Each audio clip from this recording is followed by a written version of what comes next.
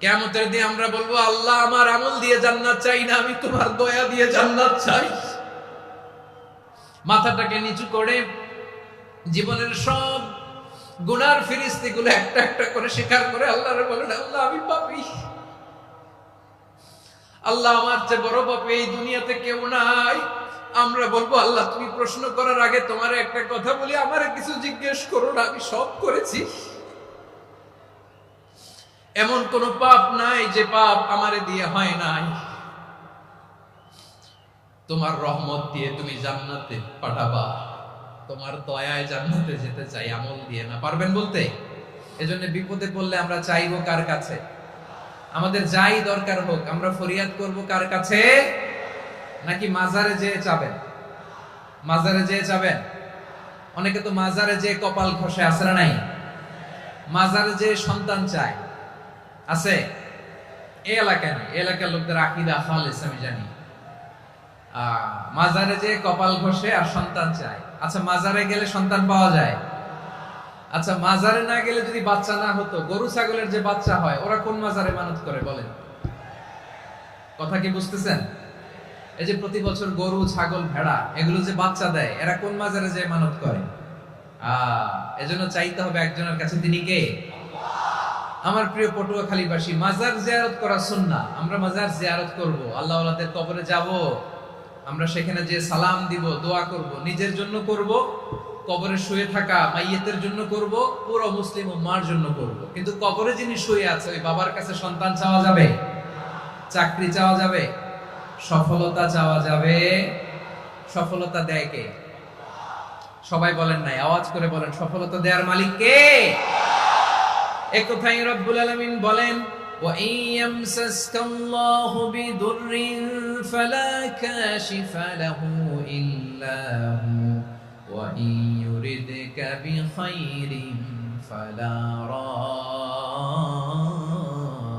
লিফাদলি ইউসিবু বিহি মান ইয়াশাউ মিন ইবাদিহি ওয়া হুয়াল গফুরুর রহিম। আল্লাহু আকবার।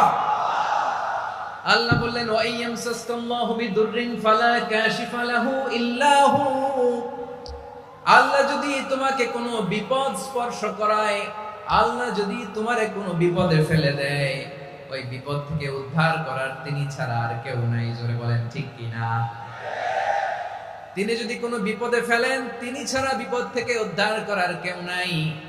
আর তিনি যদি তোমার প্রতি কোনো অনুগ্রহ করতে চান, ওই অনুগ্রহ ঠেকিয়ে দেওয়ার ক্ষমতাও কারো নাই। আল্লাহ যদি আপনার সফলতা দিতে চায়, পৃথিবীর কোন শক্তি ওই সফলতাকে থামাতে পারে? এজন্য আল্লাহ বললেন, খবরদার, চিন্তার আকীদা খালিস করে নাও। ওয়া ইয়ামসাসকাল্লাহু বিদুররিন ফালা কাশিফা লাহু ইল্লা হু। আল্লাহ বিপদে ফেললে বিপদ থেকে উদ্ধার করার কেউ থাকে না। আর আল্লাহ যদি তোমার প্রতি দয়া দেখাতে চান, অনুগ্রহ করতে চান, ওই অনুগ্রহকে প্রতিরোধ করার মতো ক্ষমতা কারো নাই। তিনি তার বান্দাদের মধ্য থেকে যাকে ইচ্ছা তাকে দেন, যত ইচ্ছা তত দেন। তিনি ক্ষমাশীল, তিনি মেহেরবান। সুবহানাল্লাহ। তিনি ক্ষমাশীল, তিনি মেহেরবান। তাহলে এই আয়াত থেকে আমরা বুঝতে পারলাম, আমরা যদি বিপদে পড়ি আমাদেরকে কেউ বাঁচাতে পারে না। আমার বাবা আমারে বাঁচাতে পারে? হ্যাঁ? আমার মা আমাকে বাঁচাতে পারে? আমার বন্ধু আমারে বাঁচাতে পারে? আমার দলের কর্মী আমাকে বাঁচাতে পারে? আমার পীর সাহেব আমারে বাঁচাতে পারে? আমার পটুয়াখালীর ভাইয়েরা খেয়াল রাখবেন, বাঁচাতে পারে এক মহান সত্তা, উদ্ধার করতে পারে এক মহান সত্তা। চিৎকার করে বলুন, তিনি কে? আবার আল্লাহ বললেন, আম্মান ইউজিবুল মুত্তাররা ইযা দাআহু ওয়া ইয়াকশিফুস সুআ ওয়া ইয়াজআলুকুম খুলাফাআল আরদ আইলাহুম মা'আল্লাহ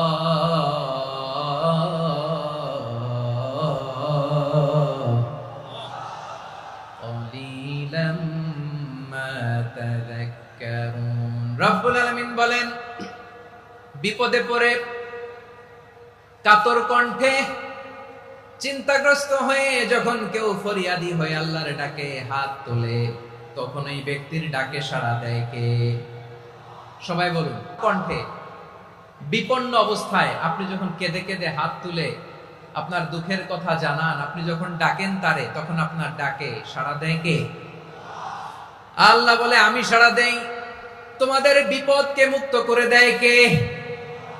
ওই আল্লাহর সাথে কোন উপাস্য আছে নাকি? কিন্তু খুব অল্প সংখ্যক লোকই তোমরা উপদেশ গ্রহণ করো। কথাটা কার? তাহলে বিপন্ন মানবতা যখন কাঁদে, মানুষ যখন বিপদে পড়ে নিরুপায় হয়ে ফরিয়াদ করে, তার ডাক শোনার কেউ নাই একজন ছাড়া। চিল্লায় বলেন তো তিনি কে? এজন্য আমরা ফরিয়াদের হাত কার দিকে তুলব? প্রিয় পটুয়াখালী বলেন, ফরিয়াদের দুটো হাত আমরা কার দিকে তুলব? এবং খেয়াল রাখতে হবে, মাথার সাথে সেট করে নিতে হবে, আল্লাহ ছাড়া আমাকে উদ্ধার করার কেউ নাই। এই পৃথিবীতে কেউ আপন না। প্রিয় ভাই, বিপদে পড়লে বোঝা যায় কেউ আপন না। আপন শুধু একজন মহান সত্তা, তিনি কে? এটা কি আপনারা খেয়াল রাখতে পারবেন? হ্যাঁ, বিপদে আপদে কেউ আমাদের বাঁচাতে পারে না, তরাতে পারে না, মুক্তি দিতে পারে না, উদ্ধার করতে পারে না, একমাত্র আমার প্রভু ছাড়া, আল্লাহ ছাড়া। চিল্লায় বলেন ঠিক কিনা? এবং প্রিয় পটুয়াখালীর ভাইয়েরা, মাথার সাথে এটা সেট করে নিতে হবে যে আমাদের পুরো জীবনটাই পরীক্ষা। পুরো জীবনটাই কি? The life is a test. পুরো জীবনটাই পরীক্ষা। এই জীবনে বিপদ আসবে, আপদ আসবে, পরীক্ষা আসবে, সবার জীবনে এটা থাকে। এক একজনের পরীক্ষা এক এক রকম। আমার পরীক্ষা একরকম, মাসুদ ভাইয়ের পরীক্ষা একরকম, চৌধুরী সাহেবের পরীক্ষা একরকম, আপনার পরীক্ষা একরকম, উনার পরীক্ষা আবার আরেক রকম। পুরো পৃথিবীটাই পরীক্ষা ক্ষেত্র, সবাই পরীক্ষা দিচ্ছি, কিন্তু কারো পরীক্ষা প্রশ্নের সাথে কারোটার মিল নাই। সুবহানাল্লাহ পড়বেন না? পুরোটাই পরীক্ষা ক্ষেত্র, সবাই পরীক্ষার্থী, কিন্তু প্রশ্নপত্র একটার সাথে আরেকটা মিলে না। One doesn't match the other. একজনেরটার সাথে আরেকজনেরটা মিলে না। কাউকে আল্লাহ তাআলা ধনী বানিয়ে পরীক্ষা করেন। কি বানিয়ে? কথা কি বুঝতেছেন নাকি কষ্ট হচ্ছে? কষ্ট হচ্ছে আপনাদের? কাউকে আল্লাহ ধনী বানিয়ে পরীক্ষা করেন, আবার কাউকে আল্লাহ তাআলা গরিব বানিয়ে পরীক্ষা করেন, কাউকে আল্লাহ অসুস্থ বানিয়ে পরীক্ষা করেন। কেউ দেখবেন যে দুরারোগ্য ব্যাধিতে আক্রান্ত, ডাক্তার বলেছে আর সময় নাই, দুরারোগ্য ব্যাধি, ক্যান্সার, যার নেই কোনো অ্যান্সার, তার জন্য পরীক্ষা হচ্ছে এই রোগ। আরেক লোক দেখবেন তার আবার রোগ বালাই নাই, মাশাআল্লাহ, তাকে আল্লাহ তাআলা আর্থিক দৈন্যতা, দারিদ্রতা দিয়ে পরীক্ষা করছেন। এরকম আছে না নাই? টাকা পয়সা নাই, দিন আনে দিন খায়, যা আছে তাতে চলে না, এটা তার জন্য পরীক্ষা। আবার আরেক শ্রেণীর লোক দেখবেন তাকে আল্লাহ অসুস্থতাও দেয় নাই, দারিদ্রতাও দেয় নাই, তার দাম্পত্য জীবনের সমস্যা আছে না নাই? স্ত্রী কথা শোনে না, অথবা ছেলে মেয়ে কথা শোনে না।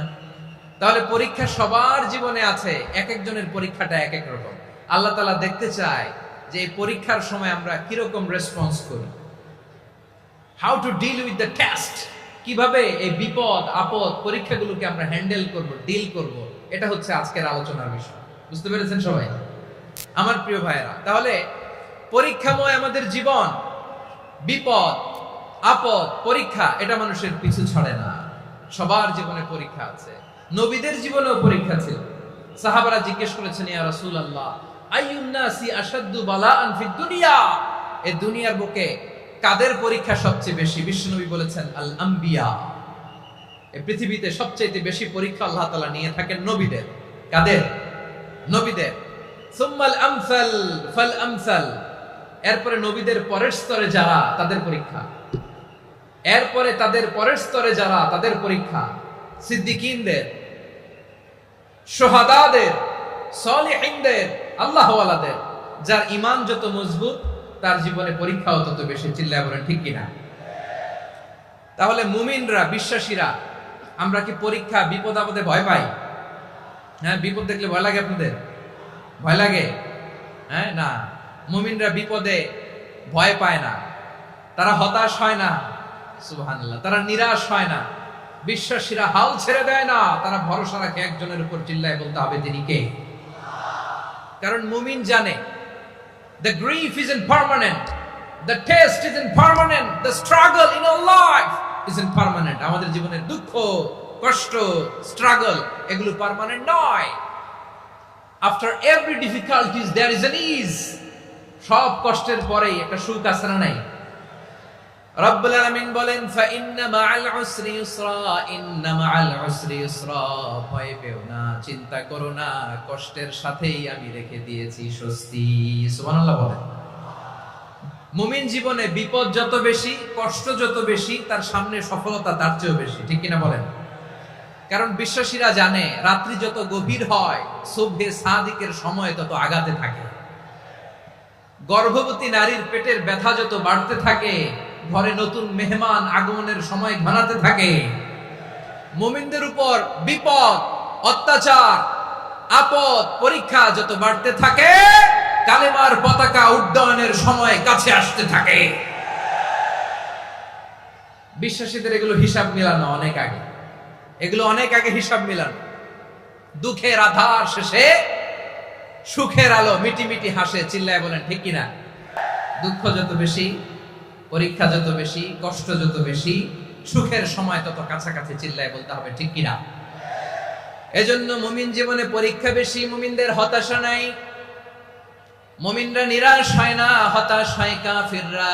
মুমিনরা কখনো হাল ছেড়ে দেয় না, মুমিনরা ভরসা রাখে একজনের উপর, তিনি কে? তাহলে আমার প্রিয় পটুয়াখালীবাসী, বিপদ থাকবে, পরীক্ষা থাকবে, এই বিপদ থেকে আমাদেরকে উদ্ধার করবেন একজন, তিনি কে? আমরা শুধু আল্লাহর উপরই ভরসা রাখবো। রাজি আছেন তো? চাইবো একজন সত্তার কাছে, আওয়াজ করে বলুন তিনি কে?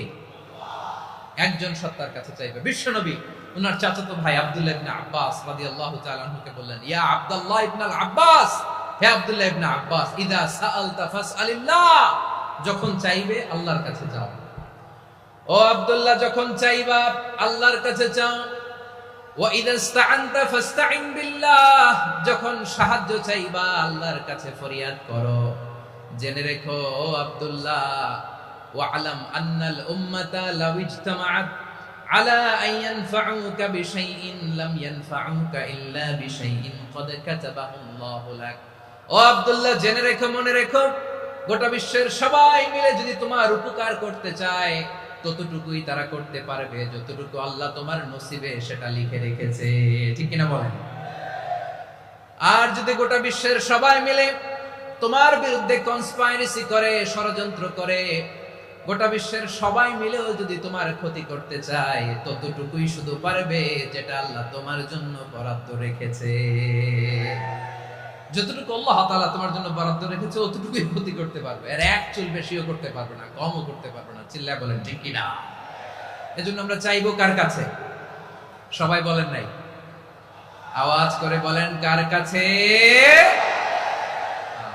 সব সময় আমরা আল্লাহর কাছে চাইবো, বিপদে আপদে, সুখে দুঃখে, সচ্ছল অবস্থায় অসচ্ছল অবস্থায়, পরাজয়ের সময় বিজয়ের সময়, সব সময় আমরা ভরসা রাখবো কার উপর? সবাই বলুন। একদল লোক আছে যারা বিপদে পড়লে আল্লাহরে ডাকে, আছে না নাই? পটুয়াখালীতে মাশাআল্লাহ নাই। বিপদ আসলে আল্লাহরে ডাকে, বিপদ নাই আল্লাহও নাই। বিপদে পড়লে নামাজ পড়ে, বিপদও নাই নামাজও নাই। বিপদে পড়লে জিকির করে, বিপদ যখন চলে যায় ওদের জিকিরও বন্ধ হয়ে যায়, এরকম আছে না নাই? কিছু লোক দেখবেন পরীক্ষা আসলে নামাজ পড়ে, আছে আছে? জেনজি আওয়াজ করো, এরকম আছে? এই কমন পড়ে গেছে, কমন পড়ছে। দেখবেন পরীক্ষার সময় নামাজ পড়ে, পরীক্ষাও নাই নামাজও আছে, এরকম। কিছু লোক আছে অসুস্থ হলে আল্লাহরে বড্ড ভালোবাসে, আল্লাহরে খুব ডাকে। অসুস্থ হইলে অসুস্থতাও নাই, আল্লাহ স্মরণও নাই। দেখবেন কিছু লোক নির্বাচন আসলে খুব আল্লাহ আল্লাহ হয়ে যায়, তখন দেখবেন মাথার মধ্যে হেজাব লাগায়, পাঞ্জাবি লাগায়, আল্লাহ আল্লাহ হয়ে যায়। নির্বাচনও নাই, এরপরে আল্লাহর কথাও নাই, আছে না নাই? না, এরকম হওয়া যাবে না। সব সময় আমরা আল্লাহরে ডাকবো, বিপদে আপদে সব সময় ভরসা রাখবো আমরা একজনের উপর। আওয়াজ করে বলেন তিনি কে? একথায় আল্লাহ তাআলা আমাদের চোখে আঙ্গুল দিয়ে জানিয়ে দিলেন, ফাইদা রাকিবু ফিল ফুলকি দা'আবুল্লাহ মুখলিসিনা লাহুদ্দিন ফালাম্মা فلما نجاهم إلى البر إذا هم يشركون আল্লাহ বলে একদল লোক আছে তারা যখন নৌযানে চড়ে জলযানে চড়ে সাগরের মধ্যে যখন জাহাজে চড়ে লঞ্চে চড়ে তারা যখন তুফানের সম্মুখীন হয় তখন তারা আল্লাহরে বড্ড বেশি ডাকে একান্ত ভাবে ডাকে বিশুদ্ধ চিত্তে ডাকে আবার তুফান থেকে তাদেরকে সেফ জোনে নিয়ে নিরাপদ জোনে নিয়ে যখন বন্দরে আমি আল্লাহ তাদেরকে ভিড়িয়ে দেই ওই লোকগুলো আবার আমি আল্লাহর সাথে শিরিক করে এরকম আছে না নাই জাহাজে উঠছে সাগরের মাঝখানে তুফান ওই সময় দেখবেন আল্লাহ কারে কয় এই কথা তো আপনাদেরকে বোঝানো সহজ আপনারা তো নদীর দেশের মানুষ লঞ্চে চড়েন নাই কারা কারা দেখি লঞ্চে চড়ছেন হ্যাঁ লঞ্চে চড়ে নাই এরকম একজনও নাই এখানে আচ্ছা লঞ্চে উঠছেন কে কে দেখি মাশাআল্লাহ মাশাআল্লাহ মাশাআল্লাহ ঠিক আছে আপনাদের বোঝানো সহজ আচ্ছা লঞ্চে উঠে তুফানের সম্মুখীন হয়েছেন জলোচ্ছ্বাস সবাই মাশাআল্লাহ তো এই ওয়াজ তো আপনাদের মুখস্থ ঠিক কিনা বলেন আমার বলার দরকার নাই বলেন মাঝ নদী তুফান জলোচ্ছ্বাস জলের মধ্যে উচ্ছ্বাস ঢেউ টর্নেডো সাইক্লোন মেঘের ঘনঘটা পরিবেশ ঘুটঘুটে অন্ধকার লঞ্চ একবার এদিকে আরেকবার ওইদিকে ভিতরে কি অবস্থা হয় বলেন তো হ্যাঁ তখন মুসলিম আল্লাহর ডাকে হিন্দু আল্লাহর ডাকে ঠিক কিনা বলেন আস্তিক আল্লাহর ডাকে নাস্তিক আল্লাহর ডাকে ঠিক কিনা লঞ্চের ভেতর স্টিমারের ভেতর কান্নারে রোল পড়ে যায় চিৎকারের রোল পড়ে যায় সবার মুখ দিয়ে শুধু একটা আওয়াজ লা ইলাহা লা ইলাহা লা ইলাহা সুবহানাল্লাহ আলহামদুলিল্লাহ লা ইলাহা আল্লাহ নামের জিকির করবে যারা আল্লাহর কাছে প্রিয় তারা আল্লাহর কাছে প্রিয় যারা জান্নাতে প্রবেশ করবে তারা জোরে লা ইলাহা লা ইলাহা ইল্লাল্লাহ লা ইলাহা ইল্লাল্লাহ মুহাম্মাদুর রাসূলুল্লাহ সাল্লাল্লাহু আলাইহি ওয়াসাল্লাম আমার প্রিয় পটুয়াখালীবাসী তাহলে লঞ্চের ভেতরে যখন আমরা তুফানের মধ্যে পড়ি তখন সবাই মিলে আমরা একটা নামের জিকির করি নামটা কার মুসলমানেরাও ডাকে হিন্দুরাও ডাকে আস্তিকও ডাকে নাস্তিকও ডাকে সবাই ডাকে একজনকে তিনি কে আবার দেখবেন ওই আল্লাহ তুফানের পরে ঝড়ের পরে ওই লঞ্চটাকে যখন সদর ঘাটে ফিরিয়ে দেয় আবার আমরা নাফরমানি শুরু করে দেই সে কোথায় আল্লাহ বললেন ফাইদা রাকিবু ফিল ফুলকি দা'আল্লাহ মুখলিসিনা লাহুদ্দিন ফালাম্মা নাজ্জাহুম ইলাল বাররি ইযা হুম ইউশরিকুন সাগরে যখন তুফানে পড়ে আমি আল্লাহর ডাকে আবার আমি আল্লাহ যখন বাঁচিয়ে দেই আবার আমি আল্লাহর সাথে শিরিক শুরু করে আমরা কি এরকম হতে চাই নাকি এরকম করবেন হ্যাঁ না আমরা তুফানে পড়লেও আল্লাহরে ডাকি আবার বাঁচায় দেওয়ার পরেও ডাকি কারে আল্লাহকেই ডাকি বিমানের মধ্যে মাঝে মাঝে দেখবেন যে এয়ার টার্বুলেন্স হয় জানেন এয়ার টার্বুলেন্স জানেন তো মাঝে মাঝে বিমানটা বাউন্সিং করে বাম্পি ভেরি বাম্পি ওয়েদার শুনেন নাই 40,000 ফিট উপরে যখন থাকে তখন পাইলট মাঝে মাঝে বলে dear passengers ladies and gentleman right now we are flying 40,000 feet above the ground and we are passing very heavy air turbulence right now please fasten your seat belt দেখবেন মাঝে মাঝে বলে যে ভদ্র মহিলা ভদ্র মহোদয়গণ আমরা 40,000 ফিট উপর দিয়ে যাচ্ছি আর এয়ার টার্বুলেন্স ফেস করছি মেহেরবানি করে আল্লাহর হস্তে সিট বেল্ট বাঁধুন তখন বিমানটা এরকম বাউন্সিং করে শেকিং করে আপনারা মুখোমুখি হয়েছেন ইদানিং এই এয়ার টার্বুলেন্স বেড়ে গিয়েছে গত বছর আমার ইন্টারন্যাশনাল অনেকগুলো ফ্লাইট ছিল, তো আমি দেখলাম যে আগের ফ্লাইটগুলোর তুলনায় এখন এয়ার টার্বুলেন্স খুব বেশি। আমি একটু রিসার্চ করে দেখলাম ক্লাইমেট চেঞ্জের কারণে, জলবায়ু পরিবর্তনের কারণে আকাশের বাতাসের মুভমেন্টে পরিবর্তন হয়েছে, ফলে এখন বিমান শেকিং করে বেশি, বাউন্সিং, বাম্পি ওয়েদার। তো বলেন তো 40,000 ফিট উপরে যখন আপনি, কয় হাজার ফিট, সবাই বলুন কয় হাজার ফিট, 40,000 ফিট উপরে যখন আপনি, তখন যখন বিমানটা এরকম বাউন্সিং করে, সবাই যখন ভমিটিং করে বিমান নষ্ট করে দেয়, বমি করে, তখন বাঁচানোর কে আছে আল্লাহ ছাড়া? কেউ আছে? ওই মুহূর্তেও সবাই মিলে একজনকে ডাকে আওয়াজ করে বলেন তিনি কে? মাঝে মাঝে কিছু সোশ্যাল মিডিয়ায় কিছু ভিডিও পাওয়া যায় যে হেভি যখন এয়ার টার্বুলেন্স হয় 10 সেকেন্ড 15 সেকেন্ডের কিছু ভিডিও পাওয়া যায়, বিমানটা এরকম বাউন্সিং করছে, বাম্পি ওয়েদার, কাঁপছে, মানুষগুলো বমি করছে, অক্সিজেন মাস্কগুলো সব ঝুলে পড়েছে, বিমানটা শুধু কাঁপছে। তখন দেখবেন বিমানের ভেতরেও এরকম লঞ্চের মতো চিৎকার আছে না নাই? বিমানের ভেতরেও তখন চিৎকার।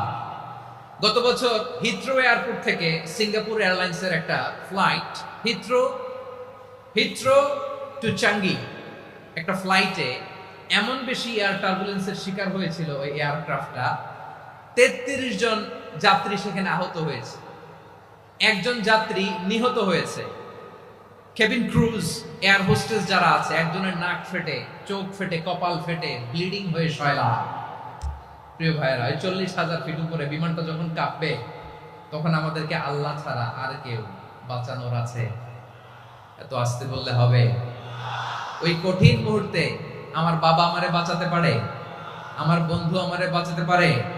এই গ্রাউন্ডে, জমিনের বুকে আমার প্রোটোকল, আমার ক্ষমতা, আমার দাম্ভিকতা কোনো কিছু আমারে বাঁচাতে পারে? একজন ছাড়া, চিল্লায় বলতে হবে তিনি কে? সে আল্লাহ বললেন, গোলাম আমি বিপদের সময় ঠিকই তোমাদের বাঁচিয়ে নেই। ওই বিমানের ভেতরে 40,000 ফিট উপরে যখন তোমরা এয়ার টার্বুলেন্সের শিকার হও, তখন নাস্তিকও আল্লাহরে ডাকে, হিন্দু আল্লাহরে ডাকে, জোরে বলেন ঠিক কিনা? আবার বিমানটা যখন শান্ত হয়ে যায়, একটু পরেই বিমানের স্ক্রিনের মধ্যে হিন্দি সিনেমা খোঁজে। বিমানের স্ক্রিনে কিন্তু বিশাল ওখানে আফলাম ফিল্মের একেবারে বোঝাই করা। বিমানটা শান্ত হলে আবার হিন্দি সিনেমা দেখা শুরু করে। একটু আগে ডাকছিল কারে? দেখবেন বাংলাদেশে আমাদের ক্রিকেটাররা যখন অন্য কোনো দেশের সাথে খেলে, অনেক সময় এমন হয় বল বাকি একটা, রান দরকার 6টা। বল বাকি কয়টা? পটুয়াখালী বুঝে নাই বোধহয়। বল বাকি কয়টা? রান দরকার। আপনি দেখবেন ক্যামেরাম্যান তখন গ্যালারিতে খালি দেখায় দর্শকদের যে কি অস্থিরতা। হিপ হপ স্টাইলের মেয়েটা, যে মেয়েটার ওড়না এতক্ষণ ছিল গলায়, এতক্ষণ কই ছিল, ওই মেয়েটা দেখবেন ওড়নাটা টেনে মাথায় দিয়ে এরকম মুনাজাত ধরতেছে, আল্লাহ আল্লাহ, একটা সক্কা, আল্লাহ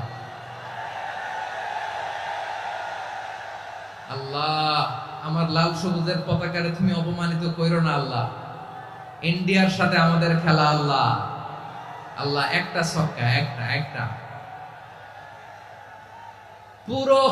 পুরো খেলা জুড়ে এই মেয়ের ওড়না ছিল গলায়, কিন্তু যখন 1 বলে 6 রান দরকার, ওড়না চলে আসছে কোথায়? মাথায়। আবার মুনাজাত আছে না নাই? ঠিকই বাংলাদেশের দামাল ছেলে এমন এক শট মারলো, বল চলে গেল স্টেডিয়ামের বাইরে, ছক্কা, জিতে গেলাম আমরা। পুরো স্টেডিয়াম জুড়ে চিৎকার, হই হুল্লোড়, মৌজ মাস্তি। যেই মেয়েটা মাথার মধ্যে ওড়না দিয়ে এতক্ষণ সুবহানাল্লাহ সুবহানাল্লাহ বলে আল্লাহর কাছে দোয়া করেছে, ওই মেয়ে এখন আবার ওড়না ফেলে দিয়ে নাচা শুরু করে দিয়েছে। তাহলে আল্লাহর ভয়, আল্লাহর প্রতি আস্থা, বিশ্বাস, ভালোবাসা, এটা কি ক্ষণিকের জন্য? মানে আমার যখন লাগবে তখন আল্লাহর ইউজ করবো নাকি? হ্যাঁ, বিপদে আপদে, সুখের সময় দুঃখের সময়, সচ্ছল অসচ্ছল অবস্থায় বিশ্বাসীরা ভরসা রাখে একজনের উপর। চিৎকার করে বলে পটুয়াখালী তিনি কে? সে আল্লাহ বললেন, গোলাম মনে করো না জাহাজ থেকে সদরঘাটে ভিড়িয়ে দিলাম তুমি নিরাপদ হয়ে গেছো, মনে করো না 40,000 ফিট থেকে সেফ ল্যান্ডিং এর পরে এয়ারপোর্টে নেমে গেলেই তুমি নিরাপদ হয়ে গেছো। ও মিয়া, বিপদ কি শুধু সাগরে আর আকাশে? ঘরের বিপদও ঘরের ভেতরও বিপদ আসতে পারে কি পারে না। এজন্য সূরা মুলকে আল্লাহ বললেন আমিনতুম মান ফিস সামাই আন ইয়াখসিফা বিকুমুল আরদা ফাইযা হিয়া তামুর। তোমরা কি ভাবছো তোমরা নিরাপদ? সাগরের মধ্যে তুফান, আল্লাহ আল্লাহ ডাকলাম, সদরঘাটে যেয়ে পড়ছি, বাইসা গেছেন তো আপনি। আর পাবে আপনারে আল্লাহ? আল্লাহর তো সাগরের মাঝখানে তো আল্লাহ আপনারা পাইছিল, আর তো পাবে না। আর পাবে আপনারে? আর আল্লাহ ধরতে পারবে আপনারে? ঘরের ভেতরও বিপদ দিয়ে আটকাতে পারে কে? 5 স্টার 7 স্টার হোটেলের ভেতরও আমাকে বিপদের মধ্যে ফেলে দিতে পারেন কে?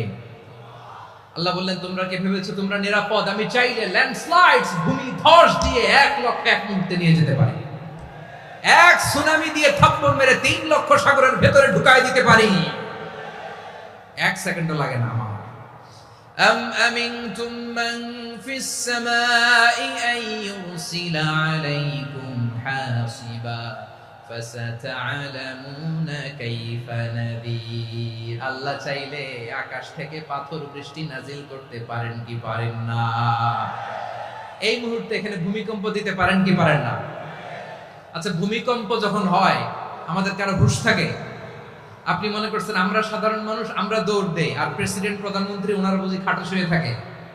কথা বুঝে নাই বোধহয়। ভূমিকম্প, আর্থকোয়েক যদি হয়, বাঁচার জন্য আমরা কি করি? হয় খাটের তলায়, ডাইনিং টেবিলের নিচে, উপরে শক্ত কিছু আছে এটার নিচে, অথবা ঘর থুইয়া দেও দৌড়। তো প্রধানমন্ত্রী উনি কি করে? প্রেসিডেন্ট উনি কি করে? হ্যাঁ, উনি খাটের মধ্যে যে শুয়ে থাকে নাকি? উনিও দৌড়, সাধারণ মানুষও দৌড়, প্রধানমন্ত্রীও দৌড়, বাড়িওয়ালাও দৌড়, ভাড়াটিয়াও দৌড়, সবাই দৌড়। নাকি ভাড়াটিয়ারা বাড়ি থুইয়া দৌড়, বাড়িওয়ালারা আর বেরোয় না? এরকম না। তাহলে যে কোনো মুহূর্তে ভূমিকম্প দিয়ে নাস্তানাবুদ করতে পারে কে? আমার প্রিয় ভাইয়েরা, আমরা নিরাপদ নই, আমরা তার দয়ায় বেঁচে আছি। কার দয়ায়? এজন্য আল্লাহ বললেন গোলাম, যে কোনো মুহূর্তে বিপদ দিয়ে তোমাদেরকে নাস্তানাবুদ করতে পারি। বিশ্বাসী বলে যদি নিজেকে দাবি করো, সব সময় ডাকতে হবে একজন সত্তাকে। বলেন তিনি কে? এই কথা ক্লিয়ার? এই সবগুলো উদাহরণ শেষে সবার কাছে ক্লিয়ার হয়েছে না যে বিপদ থেকে, আপদ থেকে, পরীক্ষা থেকে, ক্যালামিটি থেকে আমাদেরকে কেউ বাঁচাতে পারে না একজন সত্তা ছাড়া। আবারও বলেন তো তিনি কে? ক্লিয়ার? হ্যাঁ, সবাই বুঝতে পারছেন? আচ্ছা, এবার আমরা দেখি বিষ্ণু ইসা ইসলামের জীবনে বিপদ আপদ ছিল কিনা। উনি বিপদ আসলে কিভাবে ডিল করতেন, বিপদ আসলে কোন দোয়া পড়তে হয়, কিভাবে ফরিয়াদের হাত উত্তোলন করতে হয়, কিভাবে রবের দরবারে নতজানু হয়ে ফরিয়াদ করতে হয়, এটা জানার দরকার আছে না নাই? আসুন আমরা বিষ্ণুনবীর জীবনী থেকে দেখি বিপদ আসলে উনি কি করতেন। বিপদ আসলেই প্রথমে বিষ্ণু ইসা ইসলাম একটা দোয়া পড়তেন। কি পড়তেন? তিনি পড়তেন ইন্না লিল্লাহি ওয়া ইন্না ইলাইহি রাজিউন। নিশ্চয় আমরা আল্লাহর জন্য, নিশ্চয় আমরা কার দিকে ফিরবো ভাই? আবার কার দিকে ফিরবো? আওয়াজ করে বলুন তো, আমরা এসেছি কার কাছ থেকে, আবারও ফিরে যাব কার কাছে? এজন্য বিষ্ণুই পড়ছেন ইন্না লিল্লাহি ওয়া ইন্না ইলাইহি রাজিউন। নিশ্চয় আল্লাহর জন্য, ওই আল্লাহর দিকেই আমরা ফিরে যাব। তারপরে বিষ্ণুই পড়তেন আল্লাহুম্মা আজুরনি ফি মুসিবাতি ওয়াখলুফ লি খায়রাম মিনহা। একসাথে প্রথমে পড়তেন ইন্না লিল্লাহি ওয়া ইন্না ইলাইহি রাজিউন, তারপর পড়তেন আল্লাহুম্মা আজুরনি ফি মুসিবাতি ওয়াখলুফ লি খায়রাম মিনহা। মানে আল্লাহ, এই যে আমি বিপদে ধৈর্য ধারণ করলাম, এটার সব তুমি আমারে দাও, আর যেটা হারালাম এর চেয়ে ভালো কিছু দিয়ে মেকআপ করে দিও, ভালো কিছু দিয়ে বদল করে দিও। সুবহানাল্লাহ পড়েন। তাহলে বিপদ আসলে আমরা কি পড়ব? কথা বলেন। এই যে আমি শুয়েছিলাম, নাশিদ গাচ্ছিল ওরা, এদেশে পরস্পরে দেখা হলে দেয় সালাম, এদেশে আমজনতার হৃদয় জুড়ে পাকালাম, এদেশে বিপদ এলে সর্বজনে সর্বক্ষণে দোয়া পড়ে ইন্না লিল্লাহ। কি পড়ে? সুবহানাল্লাহ সুবহানাল্লাহ সুবহানাল্লাহ সুবহানাল্লাহ। এদেশে আজান শুনে সূর্য ওঠে শহর গ্রামে, এদেশে আজান শুনে সূর্য ডুবে সন্ধ্যা নামে, এদেশে সকল কাজে সবাই বলে বিসমিল্লাহ, এদেশে ভালো কিছু দেখে শুনে হাসি মুখে সবাই বলে মাশাআল্লাহ। সুবহানাল্লাহ পড়ে। তাহলে বিপদ এলে আমরা কি পড়ি? কথা বুঝলে সবাই উত্তর দিতে হবে। বিপদ এলে কি পড়ি? তাহলে বিপদ এলেই আমরা এখন থেকে ইন্না লিল্লাহ পড়বো, নাকি হাই হুতাশ করবেন? একদল আছে হাই হুতাশ করে, হায় আল্লাহ রে মোর কি হইল রে, মুই কি হরমু রে, মুই কমবে যামু রে, আছে না নাই? এরকম বিলাপ করতে নিষেধ করেছেন বিশ্বনবী। কি করব, কই যাব, কি হবে, হায় হায়, এরকম হাহুতাশ আছে না নাই? বিশ্বাসীরা হাহুতাশ করে না, তারা ইন্না লিল্লাহ পড়ে। কি পড়ে মনে থাকবে? আমরা পড়বো ইন্না লিল্লাহি ওয়া ইন্না ইলাইহি রাজিউন। নিশ্চয়ই আমরা আল্লাহর জন্য, আমরা আল্লাহর দিকেই ফিরে যাব।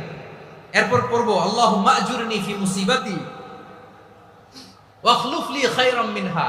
আল্লাহ, আমি যে বিপদে ধৈর্য ধারণ করলাম এটার সওয়াব দিও, আর যা হারালাম তার চেয়ে ভালো কিছু দিয়ে বদল করে দিও। সুবহানাল্লাহ পড়েন। বিশ্বনবীর হাদিস শুনলেন উম্মে সালামা রাদিয়াল্লাহু তাআলা আনহা। ওনার স্বামী হলো আবু সালামা। মজার ঘটনা খেয়াল করে শুনেন আমার প্রিয় কলিজার টুকরা ভাইয়েরা। কানগুলো খরগোশের কানের মতো খাড়া করে আমার দিকে তাকান। সাইয়্যিদাতুনা উম্মে সালামা রাদিয়াল্লাহু তাআলা আনহা, ওনার স্বামীর নাম আবু সালামা। শ্রেষ্ঠ দম্পতি, শ্রেষ্ঠ ফ্যামিলি। প্রথমে হিজরত করেছিলেন হাবাসায়, পরে হিজরত করেছেন মদিনায়। উহুদ যুদ্ধের পরে ওনার স্বামী আবু সালামা ইন্তেকাল করলো, শহীদ হলো। সুবহানাল্লাহ পড়েন। যখন আবু সালামা ইন্তেকাল করলো, উম্মে সালামা রাদিয়াল্লাহু তাআলা আনহা কেঁদে কেঁদে হয়রান। আর নবীর শিখানো বাণী অনুযায়ী তিনি বারবার পড়ছিলেন ইন্না লিল্লাহ। কি পড়ছিলেন? জামু কি হরমু এগুলো বলে নাই। কি বলছে? ইন্না লিল্লাহ। যেহেতু বিশ্বনবী বলেছেন কেউ যদি বিপদের প্রথম ধাক্কায় পড়ে ইন্না লিল্লাহি ওয়া ইন্না ইলাইহি রাজিউন, আল্লাহুম্মা আজুরনি ফি মুসিবাতি ওয়া আখলুফ লি খায়রাম মিনহা, তাহলে এই বিপদে যে সে যা হারালো তার চেয়ে শ্রেষ্ঠ কিছু দিয়ে আল্লাহ তার বদল দিয়ে দিবে। এই হাদিস শুনে উম্মে সালামা রাদিয়াল্লাহু তাআলা আনহা ওনার প্রাণ প্রিয় স্বামী আবু সালামার ইন্তেকালের পরে চোখের পানি ছাড়ে আর পড়ে ইন্না লিল্লাহি ওয়া ইন্না ইলাইহি রাজিউন, আল্লাহুম্মা আজুরনি ফি মুসিবাতি ওয়া আখলুফ লি খায়রাম মিনহা। বারবার এই দোয়া পড়ে চোখের পানি ছাড়ে, এই দোয়া পড়ে চোখের পানি ছাড়ে। আর মনে মনে বলে আবু সালামার মতো ভালো মানুষ মদিনাতে নাই, আবু সালামার চেয়েও ভালো মানুষ মদিনাতে নাই। তার চেয়ে ভালো মানুষ কি করে আল্লাহ তাআলা আমারে দিবে? তার চেয়ে ভালো মানুষ তো আমি মদিনাতে দেখি না। চোখের পানি দিয়ে বুক ভাসায় আর নবীর হাদিসের উপর আমল করে পড়ে ইন্না লিল্লাহি ওয়া ইন্না ইলাইহি রাজিউন, ইন্না লিল্লাহি ওয়া ইন্না ইলাইহি রাজিউন। পড়তে পড়তে চোখের পানি ছাড়ে আর চিন্তা করে বিশ্বনবী বললেন এই দোয়া পড়লে যেটা হারালাম তার চেয়ে ভালো কিছু দিয়ে আল্লাহ পুরস্কার দেয়। আবু সালামের চেয়ে ভালো মানুষ মদিনার মধ্যে আর কে হতে পারে? কি আজীব তামাশা, কি অবাক করা ঘটনা। কিছুদিন পরে দেখা গেল সাইয়্যিদুল মুরসালিন রাহমাতাল লিল আলামিন স্বয়ং বিশ্ব নবী উম্মে সালামাকে বিয়ের প্রস্তাব পাঠিয়েছে। স্বয়ং বিশ্ব নবী উম্মে সালামা রাদিয়াল্লাহু তাআলা থেকে বিয়ের প্রস্তাব পাঠিয়েছেন। উনি রাজি হয়ে গেলেন, বিয়ে হয়ে গেল। উনি হয়ে গেলেন উম্মুল মুমিনিন, আমাদের মা, পুরো মুসলিম উম্মার মা। চিৎকার করে বলেন আল্লাহু আকবার। তাহলে আমার প্রাণ প্রিয় ভাইরা, বিপদে পড়লে আমরা পড়বো ইন্না লিল্লাহি ওয়া ইন্না ইলাইহি রাজিউন, আল্লাহুম্মা আজুরনি ফি মুসিবাতি ওয়া আখলুফ লি খায়রাম মিনহা। পড়বেন? পড়বেন না? যারা যারা বিপদ আসলে এই দোয়াটা পড়বেন এখন থেকে আওয়াজ করে ইনশাআল্লাহ বলেন। যা হারাইছেন তার চেয়ে শ্রেষ্ঠ জিনিস দিয়ে বদলা দিবে কে? বিশ্বাস হয়? একটু সন্দেহ লাগে মনে হয়, একটু সন্দেহ আছে? যাদের বিশ্বাস হবে তাদের কি আল্লাহ উত্তম বদলা দেবে, ঠিক কিনা বলেন? তাহলে বিপদে পড়লেই প্রথমে আমরা এটা করব। দোয়াগুলো যদি এখন মুখস্থ না হয়, এই যে রেকর্ডিং হচ্ছে, পেয়ে যাবেন, কালকেই পেয়ে যাবেন। শুনে শুনে মুখস্থ করবেন। আমার মায়েরা, আমার বোনেরা, আপনাদের জন্য 3টি মাঠের অ্যারেঞ্জমেন্ট করা হয়েছে, আমি জানি। আপনারাও এই দোয়াগুলো পড়বেন, আপনার স্বামীকে শেখাবেন, সন্তানকে শেখাবেন, আপনার পুরো পরিবারটাকে জান্নাতের টুকরো বানিয়ে দিবে কে? তাহলে বিপদ আসলে প্রথমে কি করতে হবে এটা জেনে গেলাম। এরপরে বিপদ আসলে নিজেকে কি করে আল্লাহর কাছে সঁপে দিতে হয় এটাও জানার দরকার আছে না নাই? বিপদে প্রথমে ইন্না লিল্লাহ করলাম, ধৈর্য ধারণ করলাম, বিপদ থেকে উদ্ধারের সর্বোচ্চ চেষ্টা করলাম। আমার কাজ যখন শেষ তখন আমি আমার এই বিষয়টা আল্লাহর কাছে সঁপে দিই। কার কাছে? সুপর্দ করব কার কাছে? বিপদে বললে কেমন করে নিজেকে আল্লাহর কাছে সঁপে দিতে হয়, আসুন সাইয়েদনা ইব্রাহিম আলাইহিস সালামের জীবনী থেকে জানি। আল্লাহর খলিল ইব্রাহিম আলাইহিস সালাম আমাদের মতো সমাজ ব্যবস্থা পায় নাই। আমরা জন্মের পরে আমাদের কানের ভেতরে আজান দিয়েছে কে? একামত দিয়েছে কে? আমাদের বাপ-দাদারা আমাদের কানে আজান দিয়েছে কি? দেয় নাই। আমাদের জন্মের পরেই তো আজান, একামত, বাড়ির পাশে মসজিদ, প্রতিদিন আজান, জুমার খুতবা, প্রতি মাসে মাসে তাফসীরুল কোরআন মাহফিল, মসজিদ, মিনারা, অভাব নাই। ঠিক কিনা বলেন? আপনি যেই সুন্দর ইসলামিক এনভায়রনমেন্ট পেয়েছেন, আমাদের ইব্রাহিম খলিল উনিও কি এরকম পেয়েছিলেন? হ্যাঁ, উনি জন্মের পর পরে ওনার কানে আজান দিয়েছে কেউ? আমার প্রিয় ভাইরা, আগা গোড়া একটা শিরকি পরিবেশ উনি জন্মগ্রহণ করেছেন। উনি ছাড়া ওই তল্লাটে একজনও আল্লাহর উপর বিশ্বাসী নাই। কল্পনা করতে পারেন? গোটা তল্লাটে, গোটা দেশে বিশ্বাসী মুমিন, আল্লাহর উপর বিশ্বাস স্থাপনকারী কয়জন? সবাই বলেন কয়জন? বাকি সব মুশরিক। বাকি সব মুশরিক নিজের সাথে নিজে শক্ত বোঝাপড়া করে, অ্যানালজি করে, সেলফ কনভারসেশন করে উনি মহা সত্যের সন্ধান পেয়েছে। উনি আকাশের তারা দেখে ভাবে মনে হয় এটাই আমার খোদা। ওরা দেখে তারা নাই, মনে মনে বলে না তাইলে এটা না। আবার চাঁদ দেখে বলে চাঁদটা বড় মায়া লাগে, মনে হয় এটাই আমার রব। পরে দেখে চাঁদও নাই, কয় না এটা না। এরপরে দ্বীপ প্রহরের জলজলে সূর্যটা খা খা করে গোটা পৃথিবীটারে রৌদ্র দিয়ে তাতিয়ে রাখে। তিনি ভাবলেন মনে হয় এটাই আমার রব, কারণ এটাই তো সবচেয়ে বড়। কিন্তু বিকেল বেলা ওই সূর্যটাও যখন চলে যায়, সাইয়েদনা ইব্রাহিম বলে না এটাও তো নাই। আমার খোদা যদি আমার ছেড়ে চলে যায়, বিপদে পড়লে আমারে উদ্ধার করবে কে? এভাবে নিজের সাথে অ্যানালজি, সেলফ কনভারসেশন করতে করতে করতে তিনি মহা সত্যের সন্ধান পেয়েছেন। সুবহানাল্লাহ।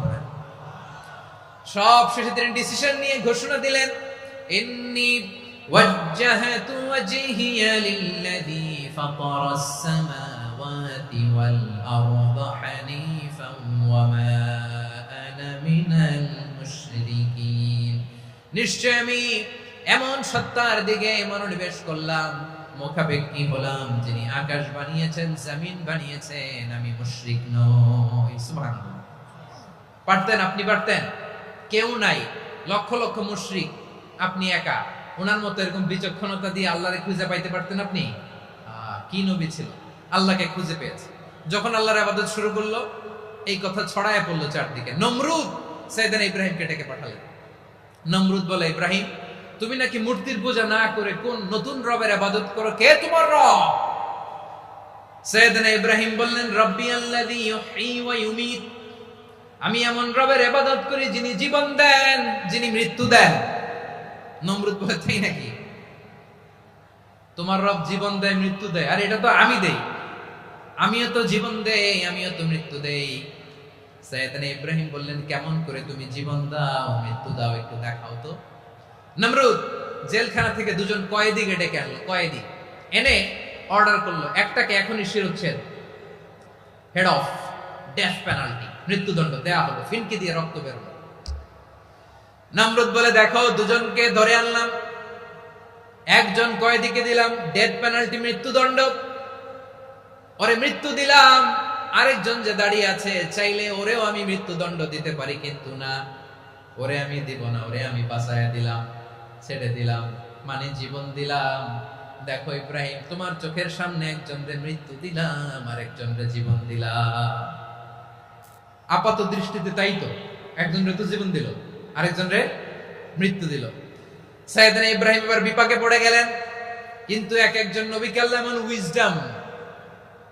এমন উইজডম, বিচক্ষণতা দিয়ে এই জমিনে পাঠিয়েছেন। মুহূর্তের মধ্যে আল্লাহর খলিল ইব্রাহিম বললেন, ফাইন্নাল্লাহা ইয়াতি বিশ-শামসি মিনাল মাশরিকি ফাতি বিহা মিনাল মাগরিব ফাবুহিতাল্লাযী কাফার।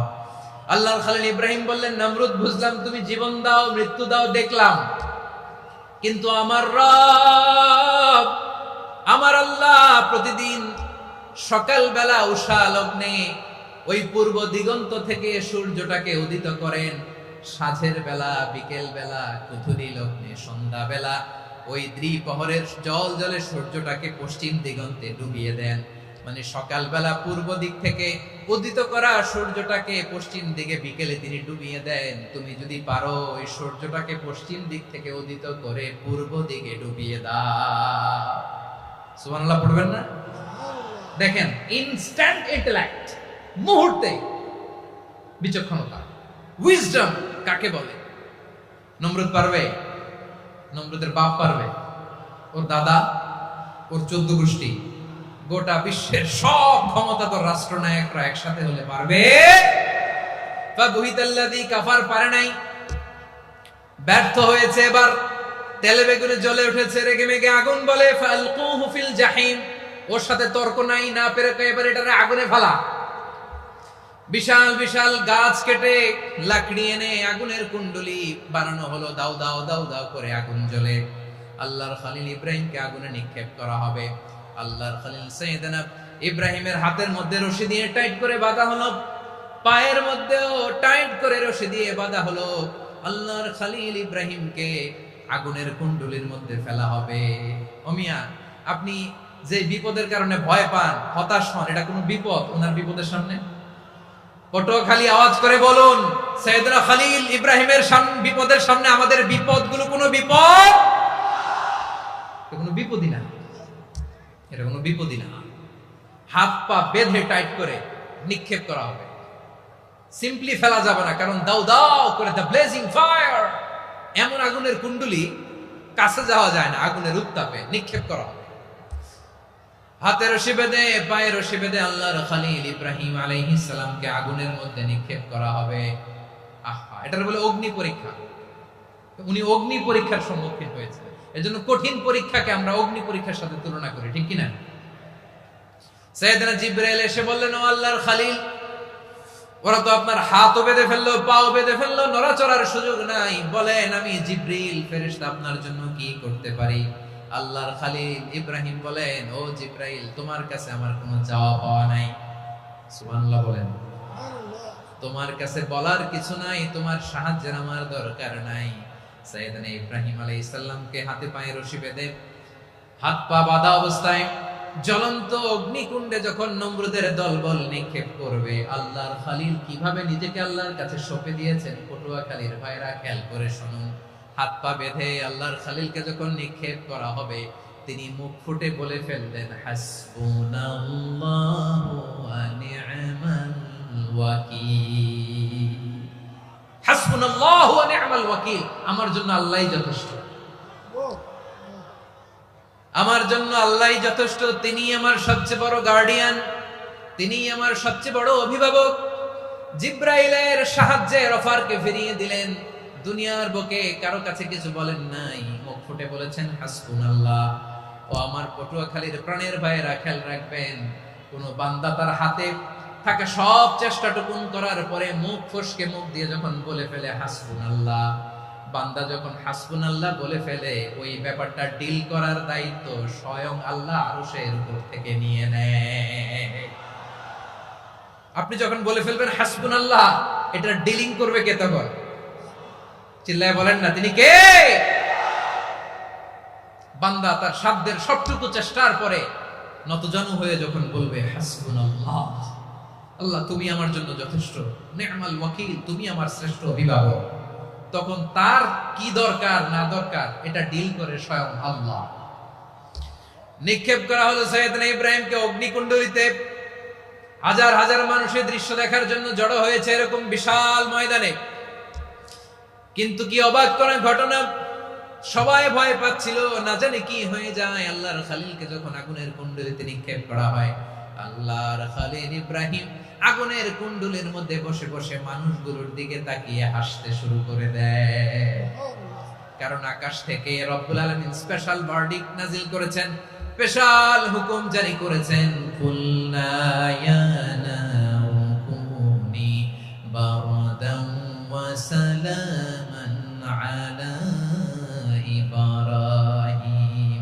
ও আগুন, খবরদার, সৃষ্টি শুরু থেকে তোকে একটা ধর্ম আমি বাতলে দিয়েছিলাম, তোর ধর্ম, আগুনের ধর্ম হলো যা পাবে জ্বালিয়ে সারখার করবে। আল্লাহ বলল, আগুন তোর ধর্ম দিয়েছিলাম তুই সব জ্বালিয়ে পুড়িয়ে ছারখার করে দিবি, কিন্তু ক্ষণিকের জন্য আমি তোর জ্বালিয়ে দেওয়ার ক্ষমতাটাকে কেড়ে নিলাম, জ্বালিয়ে ভস্ম করে দেওয়ার ক্ষমতা আমি কেড়ে নিলাম। কুনি বারদান, ঠান্ডা হয়ে যা, কিন্তু এত বেশি ঠান্ডা হবি না আবার আমার ইব্রাহিমের জন্য সর্দি লেগে না যায়। সুবহানাল্লাহ, এত আস্তে বললে হবে? কুনি বারদান, বারদ মানে বরফ, ঠান্ডা, ঠান্ডা হ, কিন্তু এত ঠান্ডা হবি না যাতে আমার ইব্রাহিমের কষ্ট হয়। আগুন বলে, আল্লাহ একবার বললাম ঠান্ডা হ, আবার বলো এত ঠান্ডা হবি না যাতে খালিলের সর্দি না লাগে। কেমন ঠান্ডা হব, কেমন এনভায়রনমেন্ট তৈরি করে দেব বলো? আল্লাহ বললেন, সালামান আলা ইব্রাহিম, আমার খলিল, আমার কলিজা, আমার ইব্রাহিমের জন্য তুই জান্নাতের গুল বাগিচা হয়ে যা। ও ভাই, নবী মুসার মতো ঈমান হলে রাস্তা হবে সাগর জলে, নবী ইউসুফের মতো ঈমান হলে একে একে দরজা খোলে। নবী ইব্রাহিমের মতো ঈমান যদি আজও থাকে বিদ্যমান, অগ্নিকুণ্ডে দেখতে পাবে খুবসুরতে ফুল ভাগা। কুলনা ইয়া নারু কুনি বারদান ওয়া সালামান আলা ইব্রাহিম, বান্দা যখন মুখ দিয়ে বলে হাসবুনাল্লাহ, আমার আল্লাহ আমার জন্য যথেষ্ট, এই বলে যখন নিজেকে সঁপে দেয়, তার কি লাগবে ওই দায়িত্ব স্বয়ং নিয়ে নেয় কে? সবাই বলেন, স্বয়ং নিয়ে নেয় কে? তাহলে আমার প্রিয় ভাইরা, বিপদের শুরুতেই আমরা বলবো ইন্না লিল্লাহ। শুরুতে কি বলবো? এরপরে যেই বাক্যটা পড়ে নিজের পরিস্থিতিকে আল্লাহর দরবারে সঁপে দিব, সেটা হচ্ছে হাসবুনাল্লাহ। সেটা কি? বিষ্ণু বলেন, লা ইয়াজালু লিসানুকা রাতাবান মিন যিকরিল্লাহ, সব সময় আল্লাহর স্মরণ দিয়ে, জিকির দিয়ে জিহ্বাটারে সিক্ত রাখো। আর শয়তানু জাসিমুন আলা কলবি ইবনে আদম, শয়তান বনি আদমের কলবে খামচি মেরে বসে থাকে। ফাইদা যাকারাল্লাহ খালাসা, মানুষ যখন আল্লাহ স্মরণ করে জিকির করে, শয়তান দৌড়ে পালায়। ওয়া ইদা গাফালা ওয়াসওয়াসা, যখনই বনি আদম গাফেল হয় তখনই শয়তান তার হৃদয়ে ওয়াসওয়াসা দেয়। এজন্য বিপদে পড়লে ইন্না লিল্লাহ, নিজের সব টুকুন করার পরে, নিজের রোল প্লে করার পরে নিজেকে আমরা কি বলে সঁপে দিব? সবাই বলেন, সবাই বলতে হবে, আরো জোরে বলে, মনে থাকবে? বিপদে পড়লে প্রথমে ইন্না লিল্লাহ, এরপরে নিজেকে যখন সঁপে দিব তখন হাসবুনাল্লাহ। এরপরে কঠিন বিপদে যখন বিশ্বনবী পড়তেন তখন কি করতেন? এমন বিপদ মাঝে মাঝে হয় না, দেয়ালে পিঠ থেকে যায়, চোখে মুখে অন্ধকার, কি করব দিশা খুঁজে পাই না, এরকম হয় কখনো? হ্যাঁ, আপনাদের হয়? হয় না? তো জান্নাতে আছেন আপনারা। হয় হয় এরকম হয়েছে না যে দেয়ালে পিঠ থেকে গেছে, চোখে মুখে অন্ধকার, কই যাব, কি করব, বাঁচানোর কেউ না, এরকম হয়েছে কখনো আপনাদের? যদি হয় তাইলে এটার সলিউশন বলবো, না হইলে তো এগুলো বলে লাভ নাই। হয় হয় হয় বিশ্বনবী এরকম কঠিন বিপদে পড়েছেন জীবনের কিছু কিছু মুহূর্তে।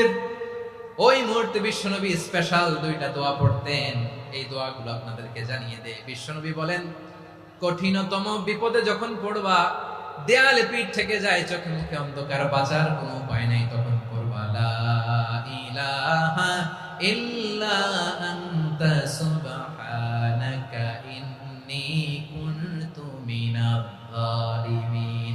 আল্লাহ, তুমি ছাড়া কোনো ইলাহ নাই, তুমি পবিত্র, নিশ্চয় আমি জালিমদের অন্তর্ভুক্ত। সুবহানাল্লাহ বলেন।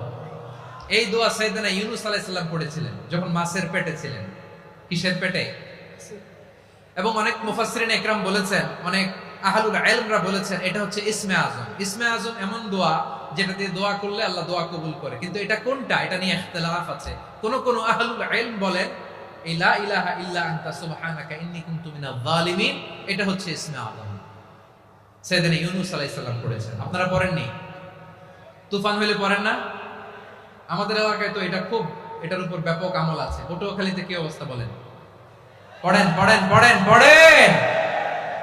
একটা গল্প শুনেছিলাম, পাক হানাদার বাহিনী যখন বাংলাদেশে অ্যাটাক করতো, ৭১ সালের ঘটনা বলতেছে, আমরা তো দেখি নাই, শুনছি আর কি। ৭১ যদি দেখতাম এতদিনে রাজাকার হয়ে যেতাম। আল্লাহ আমাদেরকে বাঁচাই দিয়েছে, আল্লাহর মেহেরবানি, ঠিক কিনা বলেন?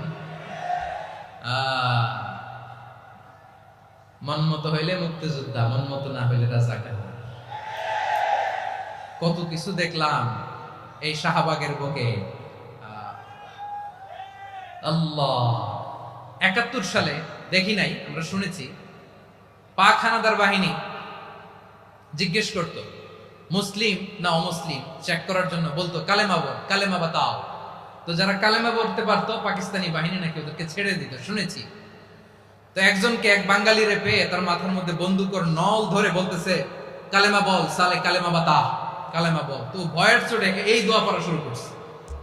ও পড়তেছে লা ইলাহা ইল্লা আনতা সুবহানাকা ইন্নী কুনতু মিনাজ জালিমিন। পাকিস্তানি বলে সালে ये तो मुसीबत का কালেমা है।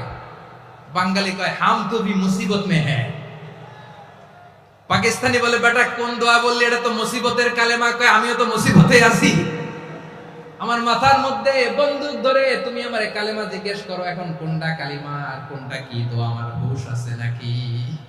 প্রিয় ভাইরা, আসলে এটা দুআউল মুসিবা, বিপদে পড়লে এই দোয়া পড়তে হয়। লা ইলাহা ইল্লা আনতা সুবহানাকা ইন্নী কুনতু মিনাজ জালিমিন। এটা পড়বেন আপনারা।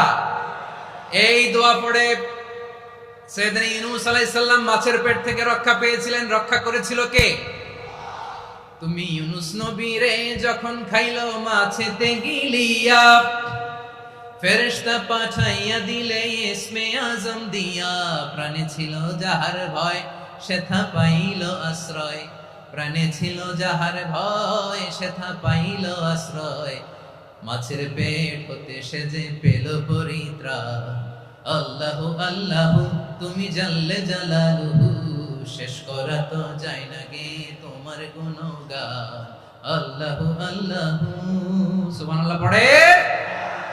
লা ইলাহা ইল্লা আনতা সুবহানাকা ইন্নী কুনতু মিনাজ জালিমিন। বিষ্ণু বললেন দেয়ালে পিঠ থেকে গেলে, চোখে মুখে অন্ধকার, বাঁচার কোনো উপায় নাই, তখন এই দোয়াটা পড়তে হবে। এই দোয়া পড়ে আল্লাহর কাছে ফরিয়াদ করলে বিপদ মুক্ত করবেন কে? কেন এই দোয়াটা আল্লাহর কাছে বড্ড প্রিয় জানেন আমার ভাইয়েরা? কারণ এই দোয়ার মধ্যে 3টা জিনিস আছে। আমি যেরকম আঙ্গুল উঁচু করেছি এরকম করেন তো। 3টা। কয়টা? 3টা। 1 নম্বরে হচ্ছে তাওহীদ, 2 নম্বরে তাসবিহ, 3 নম্বরে তাকরীর। আই রিপিট, আবারও বলছি, 1 নম্বরে তাওহীদ, 2 নম্বরে তাসবিহ, 3 নম্বরে তাকরীর। এই দোয়াটা আল্লাহর কাছে এত পছন্দনীয় কারণ এই দোয়ার প্রথম অংশে আছে তাওহীদ, আল্লাহর একত্ববাদের ঘোষণা। লা ইলাহা ইল্লা আনতা, ও আল্লাহ আপনি ছাড়া কোনো ইলাহ নাই, উপাস্য নাই। এই কথা বললে আল্লাহ বড় খুশি হয়ে যায়। সুবহানাল্লাহ পড়েন। এই দোয়ার দ্বিতীয় অংশে আছে তাসবিহ, মানে আল্লাহর প্রশংসা, প্রশংসা সূচক বাণী। সুবহানাক সুবহানাক সুবহানাক, ও আল্লাহ আমি আপনার পবিত্রতা ঘোষণা করছি। সুবহানাক, এই কথা শুনলেও আল্লাহ খুশি হয়ে যায়। সুবহানাল্লাহ পড়েন। এই দোয়ার তৃতীয় অংশে আছে তাকরীর। তাকরীর মানে পাপের স্বীকৃতি। তাকরীর মানে কি? তাকরীর মানে পাপের স্বীকৃতি। এই দোয়ার তৃতীয় অংশে আছে ইন্নী কুনতু মিনাল জালিমিন, ও আল্লাহ আমি জালিমদের অন্তর্ভুক্ত। আল্লাহ আল্লাহ আমি জালেম, আল্লাহ আমি ভুল করেছি, অন্যায় করেছি, আল্লাহ আমি জালেমদের অন্তর্ভুক্ত। এই পাপের স্বীকৃতি, অ্যাকনলেজমেন্ট আল্লাহ বড় পছন্দ করে। যখন আল্লাহর কাছে আপনি ছোট হবেন, ছোট হতে হতে যত ছোট হবেন ওই দৃশ্যটা দেখতে আল্লাহ বড় পছন্দ করে। সুবহানাল্লাহ বলেন। 3 নম্বর অংশ ইন্নী কুনতু মিনাজ জালিমিন, আল্লাহ আমি জালেমদের অন্তর্ভুক্ত। সাইয়েদনা আদম আলাইহিস সালাম ভুল করে যখন নিষিদ্ধ গাছের ফুল খেয়ে ফেললেন, ফল খেয়ে ফেললেন, আল্লাহ বললেন আদম ক্ষমা পেতে চাইলে তুমি আর হাওয়া মিলে স্বীকৃতি দাও, পাপের স্বীকৃতি আর পড়ো রব্বানা যালামনা আনফুসানা ওয়া ইল্লাম তাগফির লানা ওয়া তারহামনা লানাকুনান্না মিনাল খাসিরিন। ও আল্লাহ আমি আদম আর হাওয়া যালামনা আনফুসানা, আমরা আমাদের নফসের উপর বড় জুলুম করেছি। আল্লাহ ওয়া ইল্লাম তাগফির লানা ওয়া তারহামনা, আপনি যদি ক্ষমা না করেন, আপনি যদি দয়া পরবশ না হন, আপনি যদি রহম না করেন, আমরা তো ক্ষতিগ্রস্তদের মধ্যে শামিল হয়ে যাব। এই দোয়া করার সাথে সাথে সাইয়েদনা আদম আর হাওয়া আলাইহিস সালামকে ক্ষমা করে দিলেন কে? তাহলে এই দোয়ার 3 নম্বর অংশ তাকরীর, এটা আল্লাহ বড় পছন্দ করে। আমার কলিজার টুকরা ভাইয়েরা, গুনাহ করে শিকার যেতে হবে, এটা আল্লাহ ভালোবাসেন। সাইয়েদনা আবু বকর রাদিয়াল্লাহু তাআলা আনহু বিষ্ণু ইসলামকে বললেন, ইয়া রাসূলুল্লাহ আল্লিমনি দুআআন আদউ বিহি ফি সলাতি। নবী হে, আপনি আমার এমন একটা স্পেশাল দোয়া শিখায় দেন যে দোয়াটা আমি নামাজে পড়ব।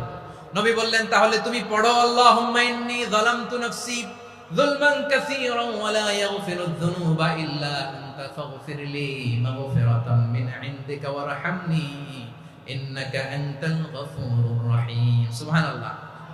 সালাম ফিরানোর আগে পড়েন, কথা কয় না, পড়েন পড়েন। ও আবু বকর, নামাজে যদি দোয়া করতে মনে চায় এই দোয়াটা পড়বা, আল্লাহুম্মা ইন্নী যালামতু নাফসি, আল্লাহ জুলুম করেছি আমার নফসের উপর, যুলমান কাসীরা, অনেক জুলুম, ওয়া লা ইয়াগফিরুয যুনুবা ইল্লা আনতা, আপনি ছাড়া এই জুনুব, এই পাপ ক্ষমা করার দ্বিতীয় কোনো রব নাই। আছে? আল্লাহ ছাড়া আমাদের গুনাহ কে কে ক্ষমা করতে পারে বলেন তো? কে পারে? কে? এজন্য আল্লাহরে বলবেন, আল্লাহ আমি ছাড়া তোমার গোলামের অভাব নাই, ও আমার রব আমি ছাড়া এই জমিনের বুকে তোমার গোলামের অভাব নাই, কিন্তু তুমি ছাড়া তো আমার দ্বিতীয় কোনো রব নাই। পারবেন বলতে? পারবেন? চোখের পানি ছেড়ে আল্লাহরে বলবেন, আল্লাহ তুমি আমার রব, তুমি আমার সব। কি বলবেন? আল্লাহ আমারে রব। সবাই বলুন, আল্লাহ আমারে রব, দমে দমে তনু মনে তারি অনুভব, আল্লাহ আমারে রব। আল্লাহরে বলেন, আল্লাহ তুমি আমার রব, তুমি আমার সব। আল্লাহ আমি ছাড়া এই জমিনে তোমার গোলামের অভাব নাই, তুমি ছাড়া আমার দ্বিতীয় কোনো রব নাই। এ কথা বলে চোখের পানি ছেড়ে আল্লাহরে স্বীকৃতি দেন, আল্লাহ আমি পাপী, আল্লাহ জামিনে আমার চেয়ে বড় পাপী আর কেউ নাই। ওযু করে সিজদায় লুটিয়ে পড়ে চোখের পানি ছেড়ে আল্লাহরে পাপের স্বীকৃতি দেন, আল্লাহ এমন কোন জুলুম নাই, গুনাহ নাই আমি করি নাই, সগীরা কবিরা, জেনে না জেনে, ইচ্ছায় অনিচ্ছায়, শিরকি বেদাতি সব গুনাহ করেছি। আল্লাহ আকাশের নিচে জমিনের উপরে আমার চেয়ে বড় গুনাহগার আর কেউ নাই। চোখের পানি ছেড়ে আল্লাহরে বলেন, আল্লাহ আমি ছাড়া তোমার গোলামের অভাব নাই, তুমি ছাড়া আমার দ্বিতীয় কোনো রব নাই, তুমি ছাড়া তো কেউ আমার গুনাহ ক্ষমা করার নাই, তুমি আমার রব, তুমি আমার সব। বলতে পারবেন? এই তাকরীর আমার পটুয়াখালীর ভাইয়া, এই স্বীকৃতিটা দেখতে আল্লাহ বড় ভালোবাসেন, কারণ আমরা সবাই গুনাহগার, আমরা সবাই কি? বিশ্বনবী বলেন, কুল্লুকুম খাত্তাউন, আ বনি আদম তোমরা সবাই পাপী। সবাই কি? সবাই পাপী। আমরা সবাই পাপী, আপন পাপের বাটখারা দিয়ে অন্যের পাপ মাপি। আমরা যে পাপী এটা ভাবতে মনে চায় না কারণ, খালি অন্যের পাপ দেখি আমরা, এটা ভুল। ওর এই পাপ, ও পাপী, ও জালেম, ও জাহান্নামী, এরকম একটা টেন্ডেন্সি। আমার যে কি হালাত এটার খেয়াল নাই। খেয়াল করতে হবে যে আমি সবচেয়ে বড় পাপী, ঠিক কিনা বলেন? পাপ করি নাই এমন কেউ আছি? হ্যাঁ আছি, আছি। কেউ না জানলেও জানে কে আমার পাপের ঘটনা? পৃথিবী না জানুক আমি তো জানি, আমি কি পাপ করেছি হায়। ও আমার কলিজার টুকরা ভাইরা, মাথাটাকে নিচু করে জীবনের সব গুনার ফিরিস্তিগুলো একটা একটা করে স্বীকার করে আল্লাহরে বলেন, আল্লাহ আমি পাপী, আল্লাহ আমার চেয়ে বড় পাপী এই দুনিয়াতে কেউ নাই, আকাশের নিচে জমিনের উপরে আমার চেয়ে বড় পাপী কেউ নাই।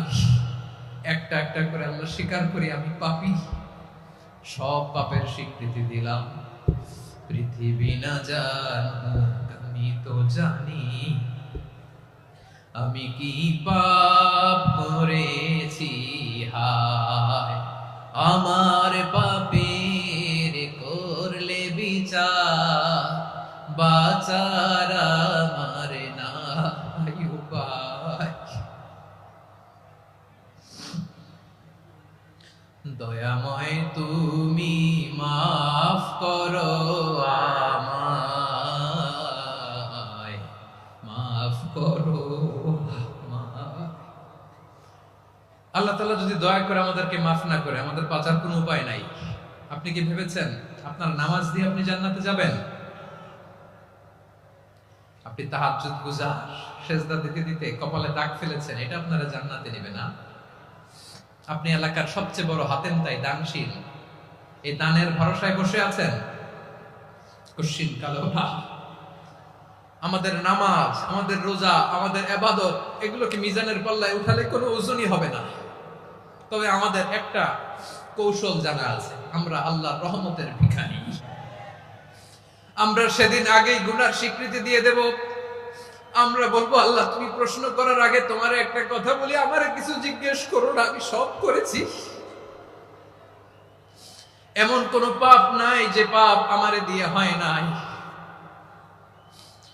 তোমার রহমত দিয়ে তুমি জান্নাতে পাঠাবা, তোমার দয়ায় জান্নাতে যেতে চাই, আমল দিয়ে না। পারবেন বলতে? কিয়ামতের দিন আমরা বলবো, আল্লাহ আমার আমল দিয়ে জান্নাত চাই না, আমি তোমার দয়া দিয়ে জান্নাত চাই। তোমার দয়া ছাড়া আমার কোনো উপায় নাই। কারণ আল্লাহ যদি বিচার করে, বাঁচার কারো উপায় নাই। আল্লাহ যদি বলে ফেলেন তুই এটা করলি কেন, ওখানে গেলি কেন, কোরআনে 1000 বার নিষেধ করলাম তারপরেও এই পাপে জড়ালি কেন, এরকম প্রশ্ন ছুড়ে দিলে আমার উত্তর আছে? বাঁচার কোনো উপায় আছে? রোজ হাসরে হে আল্লাহ আমার করুণা বিচার, আল্লাহ করুণা বিচার, বিচার চাহি না তব দয়া চাই, এ গুনাহগার করুণা বিচার। আপনার আমল দিয়ে জান্নাতে যাবেন? কি দিয়ে যাবেন? আল্লাহর দয়া দিয়ে। আল্লাহর রহম আর দয়া ছাড়া কেউ জান্নাতের চেহারাও দেখতে পাবে না। আমার প্রিয় ভাইরা, এই দোয়া আল্লাহর কাছে পছন্দনীয় হওয়ার কারণ তিনটা। দোয়ার প্রথম অংশে আছে তাওহীদ, আল্লাহর একত্ববাদের ঘোষণা। এই দোয়ার দ্বিতীয় অংশ আছে তাসবিহ, আল্লাহর প্রশংসা সূচক বাণী। এই দোয়ার 3 নাম্বার অংশ পাপের স্বীকৃতি। তাহলে আমরা সবাই গুনাহগার। আমরা আল্লাহর কাছে পাপের স্বীকৃতি দিয়ে বলবো, ও আল্লাহ ইন্নী কুনতু মিনাজ জালিমিন, আমরা জুলুম করেছি, পাপ করেছি, অন্যায় করেছি, আল্লাহ বুঝতে পারি নাই, শয়তানের ওয়াসওয়াসায় পড়ে, বন্ধুর পাল্লায় পড়ে, নফসের খায়েশ মেটাতে যে আল্লাহ করে ফেলেছি। তুমি গুনাহ না মাফ না করলে আমাদের গুনাহ মাফ করার দ্বিতীয় কেউ নাই। ঠিক কিনা বলেন? এভাবে অনুতপ্ত হয়ে যদি আল্লাহর কাছে দোয়া করেন, দেয়ালে পিঠ থেকে গেছে, কোন রাস্তা নাই বের হওয়ার, ওই মুহূর্তেও আপনাকে বিপদ থেকে উদ্ধার করবে কে? বিশ্বনবী চরম বিপদে পড়লে 2টা দোয়া পড়তেন। প্রথম হলো এটা, লা ইলাহা ইল্লা আনতা সুবহানাকা ইন্নী কুনতু মিনাল জালিমিন। এই দোয়াটা আমরা বেশি বেশি পড়ব প্রিয় ভাই। রাজি আছেন? সবাই আওয়াজ করে পড়ুন ইনশাআল্লাহ। আমার প্রিয় ভাইরা, বিপদে পড়লে বিশ্বনবী আরো একটা দোয়া পড়তেন, লা ইলাহা ইল্লাল্লাহুল আযীমুল হালিম, লা ইলাহা ইল্লাল্লাহু রাব্বুল আরশিল আযীম, লা ইলাহা ইল্লাল্লাহু রাব্বুস সামাওয়াতি ওয়াল আরদি ওয়া রাব্বুল আরশিল কারীম। এই যে বললাম, রেকর্ড হয়ে গেছে। এখন তো আর ইনস্ট্যান্ট মুখস্থ না হলো, পরে মুখস্থ করে নেবেন। আল্লাহ ছাড়া কোনো উপাস্য নাই, তিনি সুমহান, মহা সহিষ্ণু। আল্লাহ ছাড়া কোনো উপাস্য নাই, তিনি সুমহান, আরশের অধিপতি। আল্লাহ ছাড়া কোনো উপাস্য নাই, তিনি আকাশের মালিক, জমিনের মালিক, তিনি সুবিশাল আরশের অধিপতি। সুবহানাল্লাহ পড়েন। এই দোয়াটা কেউ যদি পড়ে যদি এর ওসিলা করে দোয়া করে, তাকে বিপদ থেকে মুক্তি দেয় কে? মনে থাকবে আপনাদের? তাহলে বিপদের প্রথম ধাক্কায় কি যেন পড়তে হয়? ইন্না লিল্লাহ। তারপরে কি বলে আল্লাহর কাছে নিজেকে সঁপে দিতে হয়? দেয়ালে পিঠ থেকে গেলে লা ইলাহা ইল্লা আনতা সুবহানাকা ইন্নী কুনতু মিনাজ জালিমিন। 2 নাম্বার হচ্ছে লা ইলাহা ইল্লাল্লাহুল আযীমুল হালিম, লা ইলাহা ইল্লাল্লাহু রাব্বুল আরশিল আযীম, লা ইলাহা ইল্লাল্লাহু রাব্বুস সামাওয়াতি ওয়াল আরদি ওয়া রাব্বুল আরশিল কারীম। মনে থাকবে? ইনশাআল্লাহ বলেন সবাই, আওয়াজ করে সবাই ইনশাআল্লাহ। অনেক সময় এমন হয়, হঠাৎ বিপদের সম্মুখীন হয়ে আমরা রেডি হয়ে বের হইছে অফিসে, হঠাৎ অ্যাক্সিডেন্টে পড়ে যাই, হঠাৎ পেটের ব্যথায় অজ্ঞান, এরকম হয় না? আপনাদের হয় না? বিষ্ণু ইসলাম বলেন, আকস্মিক দুর্ঘটনার বিপদ থেকে যদি কেউ বাঁচতে চায়, সকাল সন্ধ্যা যেন প্রত্যেকে এই দোয়াটা পড়ে। সকালে যদি 3 বার পড়ে, সন্ধ্যা পর্যন্ত হঠাৎ হঠাৎ বিপদ থেকে সে রক্ষা পাবে। To be protected from sudden calamity, sudden disaster, sudden calamity, হঠাৎ বিপদ, হঠাৎ ভয়ঙ্কর কোন আকস্মিক বিপদ থেকে আল্লাহ বাঁচায় দেন। সকালে পড়লে সন্ধ্যা পর্যন্ত প্রোটেক্টেড, সন্ধ্যাবেলায় যদি 3 বার পরে সকাল পর্যন্ত প্রোটেক্টেড। সুবহানাল্লাহ পড়ে। দোয়াটা কি? দোয়াটা হচ্ছে বিসমিল্লাহিল্লাযী লা ইয়াদুররু মা'a ইসমিহি শাইউন ফিল আরদি ওয়ালা ফিস সামাই ওয়া হুয়াস সামিউল আলীম। ছোট না? অনেক ছোট, মুখস্থ করবেন। বিসমিল্লাহিল্লাযী লা ইয়াদুররু মা'a ইসমিহি শাইউন ফিল আরদি ওয়ালা ফিস সামা। ওই আল্লাহর নাম নিচ্ছি যে আল্লাহর নামের বরকতে আকাশ জমিনের কোনো কিছু কারো কোনো ক্ষতি সাধন করতে পারে না। তিনি সর্বশ্রোতা, সর্বজ্ঞ। সুবহানাল্লাহ পড়েন। পড়বেন এই দোয়াটা, বিসমিল্লাহিল্লাযী লা ইয়াদুররু মা'a ইসমিহি শাইউন ফিল আরদি ওয়ালা ফিস সামাই ওয়া হুয়াস সামিউল আলীম। ফজরের পরে 3 বার, মাগরিবের পরে 3 বার যদি কেউ পড়ে প্রোটেক্টেড, যে কোনো হঠাৎ বিপদ থেকে প্রোটেক্টেড। প্রোটেক্ট করেন কে? ওই আল্লাহর নাম নিচ্ছি যে আল্লাহর নামের ওসিলায় আকাশ জমিনের কোনো কিছু কোনো ক্ষতি করতে পারে না। সুবহানাল্লাহ পড়েন। আচ্ছা, এবার আমাদের জীবনে দুশ্চিন্তা আছে না নাই বলেন? Tension, hyper tension, anxiety, depression, চিন্তা টেনশন নাই এরকম কে কে আছে দেখি? হাত তোলেন। ওই যে হাত তুলছে এক আল্লাহর ওলি, ওই যে। টেনশন নাই তোমার? মাশাআল্লাহ। ও না বুঝে তুলছে, জোকের চোটে, জোশের ঠেলায় ধাক্কায় তুলে ফেলছে। সবার জীবনে টেনশন আছে না নাই? এই দুশ্চিন্তা, পেরেশানি, মারাত্মক পেরেশানি থেকে মুক্তি পাওয়ার জন্য বিষ্ণু ইসলাম 2টো দোয়া পড়তেন। কয়টা? অনেকগুলো পড়তেন। স্পেশাল 2টো দোয়া আজকে আপনাদের শিখায় যাব। শুনবেন না? কষ্ট হচ্ছে? সংক্ষিপ্ত মুনাজাত দিয়ে দেই। ওরে আল্লাহ, আমি তো 9:30 ক্রস করে ফেলছি মাসুদ ভাই, খেয়াল করে নেই। আরো কয়েক মিনিট? ঠিক আছে, ঠিক আছে। পেরেশানিতে পড়লে, টেনশনে পড়লে এই দোয়াটা, প্রিয় ভাইরা, বিষ্ণু ইসলাম যখন খুব বিপদে পড়তেন, দুশ্চিন্তা ওনাকে ঘিরে ধরতো, উনি পড়তেন ইয়া হাইয়ু ইয়া কাইয়ুম বিরহমাতিকা আস্তাগীথ, ইয়া হাইয়ু ইয়া কাইয়ুম বিরহমাতিকা আস্তাগীথ, ইয়া হাইয়ু ইয়া কাইয়ুম, হে শাশ্বত অবিনশ্বর, হে চিরঞ্জীব, বিরহমাতিকা আস্তাগীথ, তোমার রহমতের উসিলায় তোমার কাছে ফরিয়াদ করি। এটা করতেন।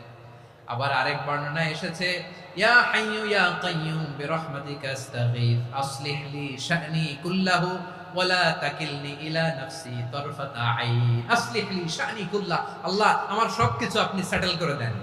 আমাদের সব ঝামেলা সেটেল করে দিতে পারে কে?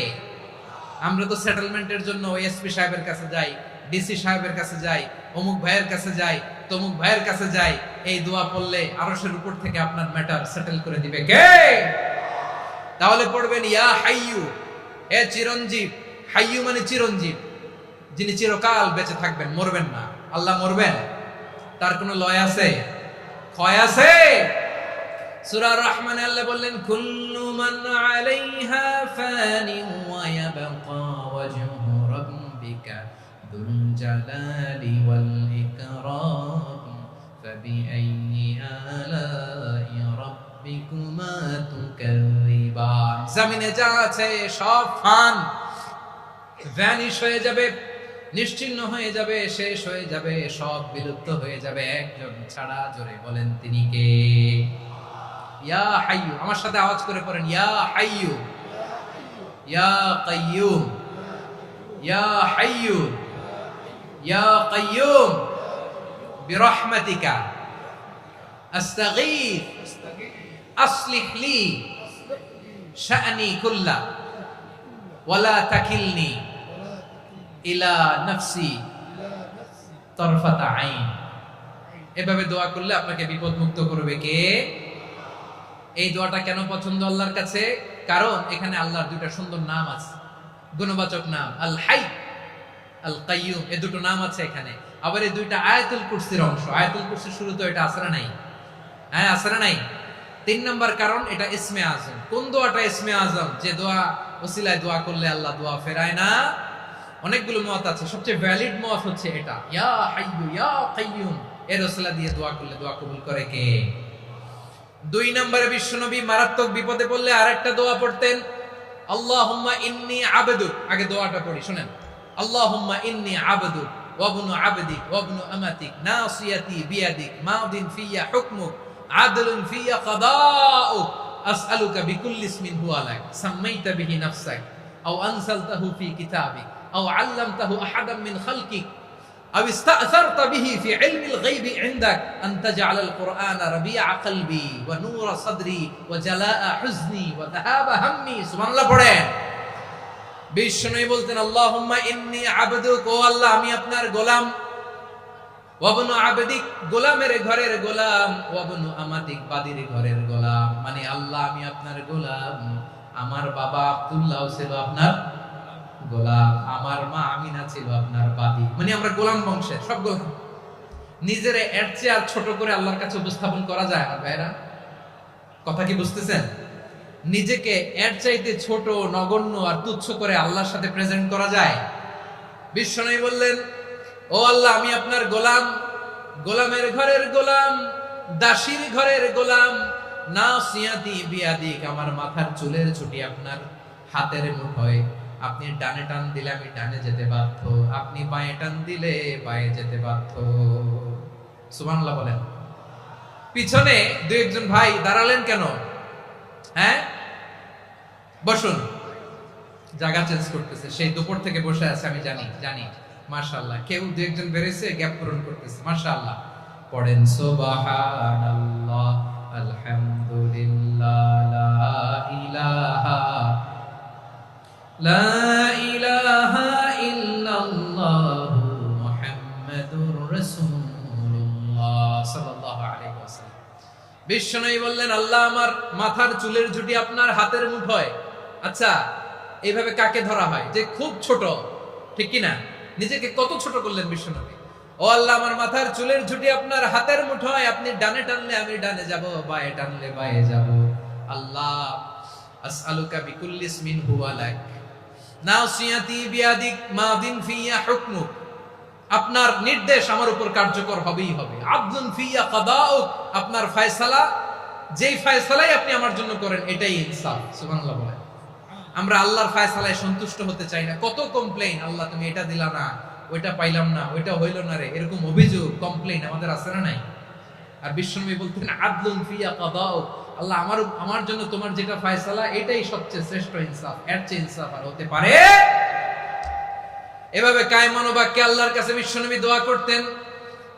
এরপরে বিশ্বনবী বললেন, আল্লাহ তোমার যত নাম আছে সব নামের ওসিলায় দোয়া করি, যে নাম তুমি আমাদেরকে জানিয়েছো, যে নাম তুমি আমাদেরকে জানাও নাই, যে নাম তুমি কোরআনে নাজিল করেছো, যে নাম নাজিল করো নাই, যে নাম শুধু নবীদেরকে জানিয়েছো। আর আল্লাহর এমন কিছু চমৎকার চমৎকার সুন্দর সুন্দর নাম আছে, এই নামগুলো রব্বুল আলামিন কাউকে জানাবে না। সুবহানাল্লাহ বলেন।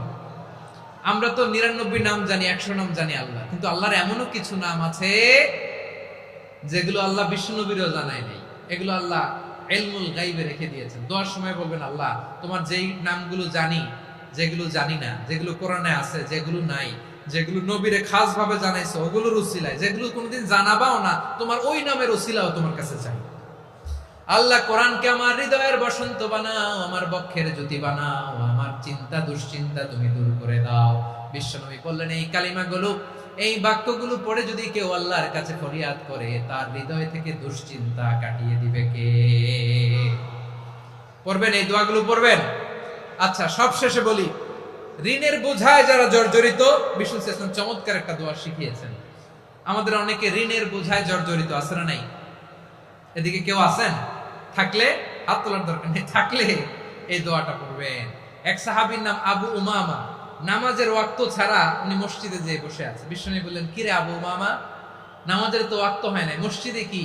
সাহাবী বলে, হুমুমুন লাজিমাতনি ওয়া দুয়ুন, নবী গো ঋণের বোঝায় এমন টেনশনে আছি, ঘরে থাকতে পারলাম না, মসজিদে চলে আসছে। বিশ্বনবী বললেন, আমি কি তোমার এমন একটা দোয়া শিখাবো যেটা পড়লে আল্লাহ তাআলা তোমার ঋণের বোঝা হালকা করে দিবে? আবু উমামা বললেন, ইয়া রাসূলুল্লাহ, অবশ্যই শিখাবেন। বিশ্বনবী বললেন, তাহলে তুমি পড়বা, আল্লাহুম্মা ইন্নী আউযু বিকা মিনাল হাম্মি ওয়াল হাযান ওয়া আউযু বিকা মিনাল জুবনি ওয়াল বুখল ওয়া আউযু বিকা মিন গালাবাতিদ দাইনি ওয়া কাহরির রিজাল। ও আল্লাহ, তোমার কাছ থেকে দুশ্চিন্তা থেকে পানাহ চাই, কৃপণতা, ভীরুতা, অলসতা, কার্পণ্যতা, এসব কিছু থেকে, মানুষের কঠোরতা, আমার উপর মানুষের আধিপত্য এবং ঋণের বোঝা থেকে পানা চাই। এই দোয়াটা যখন বিশ্বনবী শিখাই দিলেন, আবু উমামা বারবার এই দোয়া করে, আল্লাহুম্মা ইন্নী আউযু বিকা মিনাল হাম্মি ওয়াল হাসান ওয়া আউযু বিকা মিনাল আজজি ওয়াল কাসাল ওয়া আউযু বিকা মিনাল জুবনি ওয়াল বুখল ওয়া আউযু বিকা মিন গালাবাতিদ দাইনি ওয়া কাহরির রিজাল। আবু উমামা বলে এই দোয়া আমি পড়তে লাগলাম। কিছুদিন পরে দেখা গেল বিশ্বনবীর শেখানো এই দোয়ার বদৌলতে আল্লাহ তাআলা আমার সব ঋণ পরিশোধের ব্যবস্থা করে দিয়েছেন। পড়বেন। আমার প্রিয় পটুয়াখালীর ভাইরা, বিশ্বনবীর জামাতা সাইয়্যিদিনা আলী রাদিয়াল্লাহু তাআলা আনহুর কাছে এক লোক এসে বলে, হে আলী, ঋণের বোঝায় আমি জর্জরিত, আমার কিছু অর্থ দিয়ে সাহায্য করো। সাইয়্যিদিনা আলী রাদিয়াল্লাহু তাআলা আনহু বললেন, আমি কি তোমারে এমন একটা দোয়া শিখাবো যেটা বিশ্বনবী আমাদের শিখিয়েছেন? এই দোয়া যদি তুমি পড়ো, লাউ কানা আলাইকা মিসলু জাবালিন কাবীরিন দাইনান আব্দুল্লাহু আনকা, পাহাড় পরিমাণে যদি ঋণের বোঝা হয়, আল্লাহ এটা পরিশোধের ব্যবস্থা করে দিবেন। ছোট্ট একটা দোয়া বিশ্বনবী শিখালেন, বললেন তুমি পড়বা, আল্লাহুম্মা কফিনি বিহালালিকা আন হারামিকা ওয়া আগনিনি বিফাদলিকা আম্মান সিওয়াক। মুখস্থ আছে? হ্যাঁ আছে। আল্লাহুম্মা কফিনি বিহালালিকা আন হারামিক, আল্লাহ তোমার হালাল দিয়ে আমাকে পরিতুষ্ট করো, হারাম থেকে বাঁচিয়ে রাখো, আর তোমার অনুগ্রহে মানুষের মুখাপেক্ষী যেন আমি না হই, আমি যেন সবসময় তোমার মুখাপেক্ষী হয়, ওই তৌফিক দিও। সুবহানাল্লাহ পড়ে। এই দোয়া বেশি বেশি পড়লে ঋণের বোঝা হালকা করে দিবে কে? তাহলে প্রিয় ভাইয়েরা, বিপদে পড়লেই প্রথমে কি পড়বেন? পটুয়াখালী ভুইলা গেছে। বিপদে পড়লেই প্রথমে ইন্না লিল্লাহ কি বলে নিজেকে আল্লাহর কাছে সঁপে দিতে হয়? হাসবুনাল্লাহ। চরম বিপদে দেয়ালে পিঠ থেকে গেছে, তখন লা ইলাহা ইল্লা আনতা সুবহানাকা ইন্নী কুনতু মিনাজ জালিমিন। এরপরে লা ইলাহা ইল্লাল্লাহুল আযীমুল হালিম, এই দোয়া।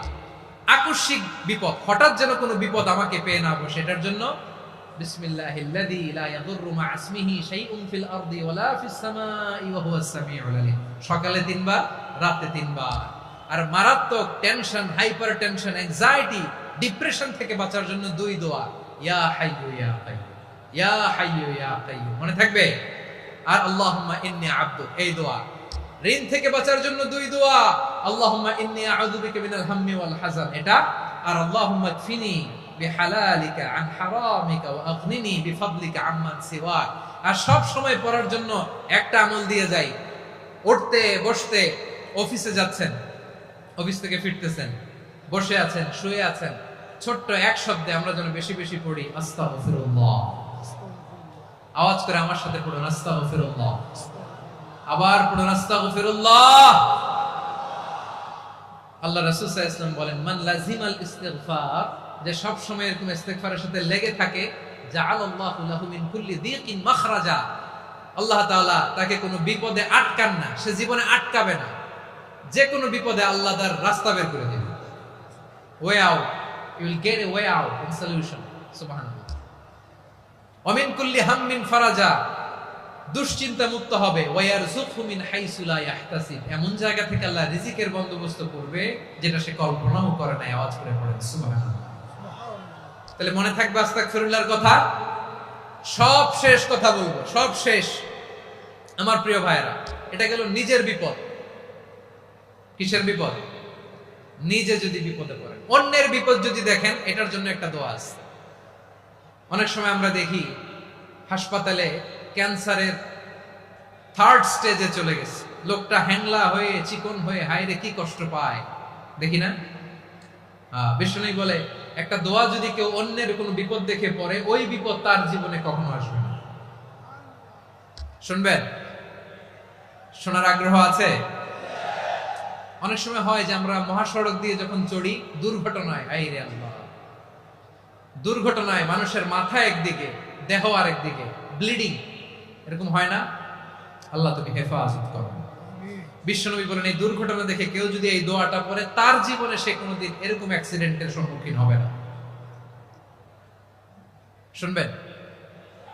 বিশ্বনবী বলেন, অন্যের বিপদ দেখে কেউ যদি পড়ে, আলহামদুলিল্লাহিল্লাযী আফানি মিম্মা বতালাকা বিহি ওয়া ফাদ্দালানি আলা কাসীরিন মিম্মান খালাকা তাফদীলা, মানে প্রশংসা সে আল্লাহর, যে আল্লাহ তাআলা তোমাকে যেই জিনিস দিয়ে পরীক্ষা করেছে, আমাকে ওইটা থেকে বাঁচিয়ে দিয়েছে। তোমাকে আল্লাহ যেই বিপদে ফেলেছে, আমাকে ওই বিপদ থেকে তিনি মুক্ত রেখেছে, আর তার অনেক সৃষ্টির উপর আমাকে তিনি প্রাধান্য দিয়েছে। সুবহানাল্লাহ পড়েন। যে কোনো বিপদ, কারো ক্যান্সার দেখে যদি এই দোয়াটা আপনি বিশ্বাসের সাথে পড়েন, জীবনে কোনোদিন ক্যান্সার রোগে আক্রান্ত হবেন না। দুর্ঘটনা দেখে যদি পড়েন, ওই দুর্ঘটনা আপনাকে স্পর্শ করবে না। যে কোনো কারো বিপদ দেখে যদি কোনো বিশ্বাসী বান্দা এই দোয়া পড়ে, বিশ্বনবী বলেন লাম ইউসিবহু যালিকাল বালা, ওই বিপদ তাকে আর ধরবে না। উফিয়া মিনহু মিন যালিকাল বালা কাইনাম মা কান, সে যতদিন হায়াত পাবে কোনোদিন ওই বিপদ তাকে স্পর্শ করবে না। এই দোয়াটা পড়তে রাজি আছেন আমার প্রিয় ভাইরা? তাহলে পুরো আলোচনার সেন্ট্রাল থিম হচ্ছে আমাদের জীবনে বিপদ আসবে, কষ্ট আসবে, দুঃখ আসবে, কিন্তু বিপদে আপদে আমরা হাল ছেড়ে দিব না, হতাশ হব না। মুমিন হতাশ হয় না, নিরাশ হয় না, হাল ছেড়ে দেয় না। মুমিন ভরসা রাখে একজনের উপর। আওয়াজ করে বলুন, যিনি কে? বিপদে পড়লে আমাদেরকে উদ্ধার করে কে? আবার আমাদেরকে যদি কোনো নেয়ামত আল্লাহ দিতে চান, ওইটা কেড়ে নেওয়ার ক্ষমতা কারো আছে? তাহলে আমরা কানেক্টিভিটি বাড়াবো কার সাথে? আমাদের প্রার্থনার ফরিয়াদের হাত তুলবো কার কাছে? রাজি আছেন পটুয়াখালীর ভাইয়েরা? মনে থাকবে কথাগুলো? আল্লাহ তাআলা আমাদের সবাইকে কথাগুলো বোঝার ও আমল করার তৌফিক দান করুন।